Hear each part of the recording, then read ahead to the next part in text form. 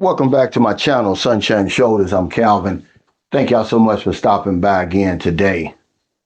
Do you objectify women? Let's have that conversation. This video isn't to judge anybody, but at some point in our lives, we cross the line. We're trying to get back on the other side. This is an important topic and it's often overlooked. I don't think I've ever heard anybody talk about it. But what is objectification? Well, it's just when you see women as sexual objects or as objects instead of people with their own thoughts and feelings who are able to handle their own business, make their own decisions. You know, in the context of the Filipino woman, since I'm over here in the Philippines, the media often portrays these women over here as submissive, exotic, scammers, and gold diggers. But when it doesn't tell the whole picture, see, it promotes an inaccurate representation of Filipino women. It diminishes their self-worth. And let me stop right here and say that all women, Filipino women, all women, regardless of their background, deserve to be treated with dignity and respect.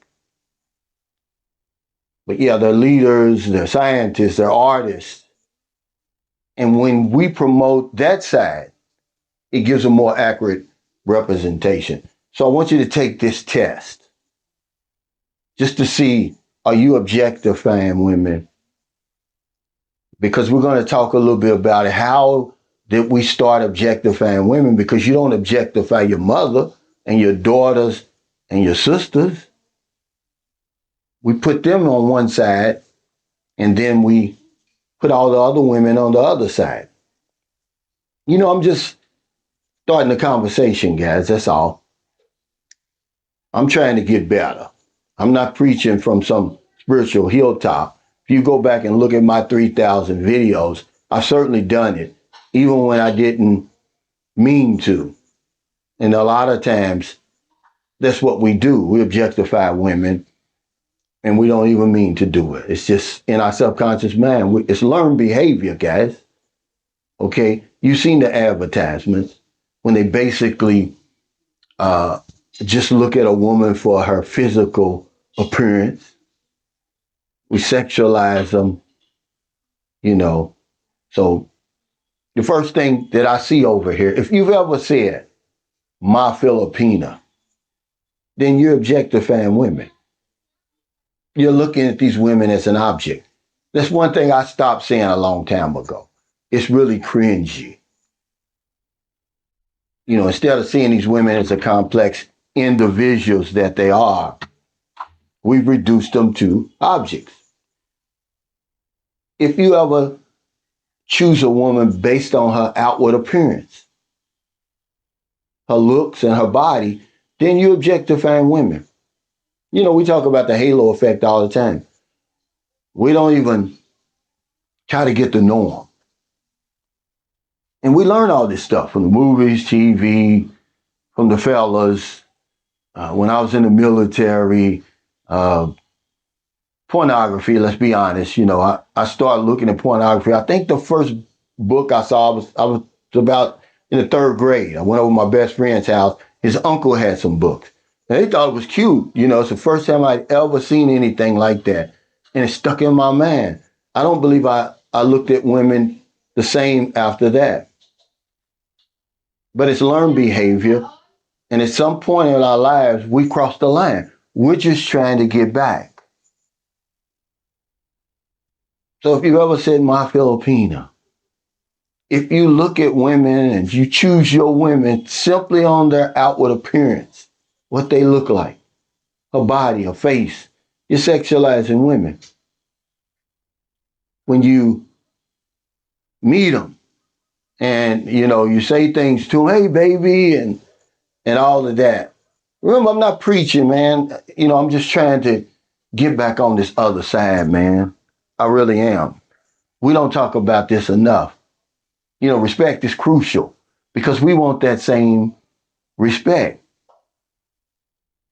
Will we ever get back to square one? I doubt it, because it's all learned behavior. It's all in our subconscious mind. It's out there now. Turn on a movie. Women are always seen as some type of love interest or eye candy. That's basically it, really. But they can do just about anything a man can do. You know, as a father of 7 girls and women, man, I think I can talk about it. Because I put my mother over here, my daughters over here, my sisters over here, my grandma, and then all the other women over here. At some point in my life, I crossed that line, man. I'm trying to get back, really. Because every time I look at a woman, but no, let me be honest, every time I look at an attractive woman, see, I sexualize them. That comes up in my mind. See, I'm just trying to be honest. That's how you know that you're objectifying women. You don't see anything else. That's all you see. Because it's almost like, you know, sexual harassment. You know, a lot of times, if the guy's good looking and the woman likes him, she don't mind if he hits on her. But if the guy's unattractive and she don't like the guy, then it's sexual harassment. That's basically the same thing. Because let me be honest, when I look at all women, I don't sexualize them at all. Only when they're attractive. But I just wanted to have that discussion today. I wanted you to take that test, you know, because I want to get back on the other side. You know, I don't know if I'm going to ever get back. So thank y'all for listening. But before I get off here, I do want to address this infrastructure thing. That people always say, oh, the Philippines is their infrastructure. And they act like we're living in Neanderthal days over here. I live a Western lifestyle over here. My lifestyle here is on par with anything I ever had in America. The more money you got over here, the more infrastructure you get. There's a level of living over in the Philippines that most of us never even have access to because we don't have the money. We always come over here trying to be cheap. So if you pay $25 for a hotel, then you're going to get $25 worth of infrastructure. But let me remind you that you flew into the Philippines more than likely. That's part of the infrastructure. And there's enough infrastructure over here to do whatever it is you're trying to do. Okay?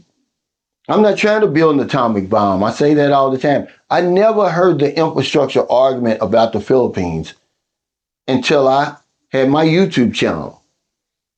You know, remember, I've been coming over here since 2009. So for 11 years, I never heard that argument. Because when you're on vacation, you're at the beach. You know, you're at the tops.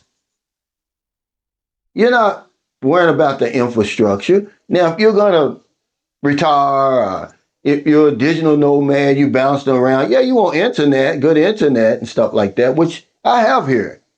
I got 5G fiber optic internet. That's how I'm making this video right now.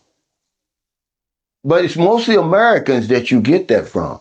As if we've got the best infrastructure in the world. Guys, our infrastructure is crumbling over there. Y'all got selective memory. In 2007, the I-35 West Bridge in Minneapolis, Minnesota collapsed. The whole bridge collapsed. A whole big section of that bridge collapsed. It wasn't a terrorist attack. It wasn't a natural disaster. It was bad infrastructure. Amtrak is our high-speed rail system over there. Okay? You know, our internet, everything. Technology is moving so fast, and our internet and our infrastructure is not keeping up with it. The last president we had signed a bill where he was supposed to bring in billions of dollars to work on our infrastructure, man. We don't have no reason to be talking and putting down somebody's infrastructure. But I just wanted to bring that out while it was on my mind. You know, when people come to the Philippines and other tropical paradise destinations, it's not for the infrastructure. It's usually for the natural beauty. So if you're in America, if you're in the Philippines, wherever you are, find in your heart to help somebody. Not a day goes by that I don't help somebody. I'm going to spin the wheel again 5 times tonight. We're trying to help people here with their school supplies. You know, shout out to Lynn Bestostas over in Bahrain. She's a Filipino OFW. She said, hey, Kuyas, what she called me. I want to help my Filipino brothers and sisters. I like that spin wheel you got. So she's matching my money, and we're going to do it. Because if I don't know anything else, I know this one thing for sure. We help other people, we help ourselves. Take care, stay safe. Stay out of trouble. I'll see you next time. Don't do anything stupid. Let's stop objectifying women. At least try. Okay, if you're treating women like objects instead of the complex individuals they are with their own thoughts and their own feelings, you know, they can solve their own problems. They can make their own decisions. Then you're probably objectifying women. All women, Filipino, no matter what their background is, deserves to be treated with dignity and respect. That's all we're trying to do. We're trying to get back across that line that we crossed somewhere along the line. I don't know where I crossed it, but I'm trying to get back. I'm raising 3 daughters here. I raised 4 in America. I don't objectify my daughters, my mother, my sisters, but all the other women I do, if they're attractive. The movies do it. The advertising does it. The media does it. We're always focusing on a woman's outward appearance as if that's all that she has to offer. They do it. They sexualize women. The whole 9 yards. Do women play a part in that? Well, that's not what this video is about. It's about the part we play. If y'all notice, my audio is a little better. It is.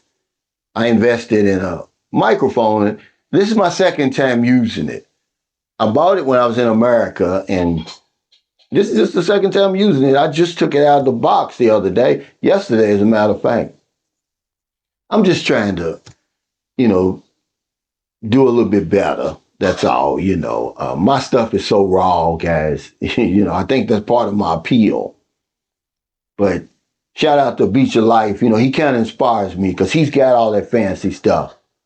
And, you know, I just want to make sure my message is heard, guys. That's all. Take care. I'll see y'all next time.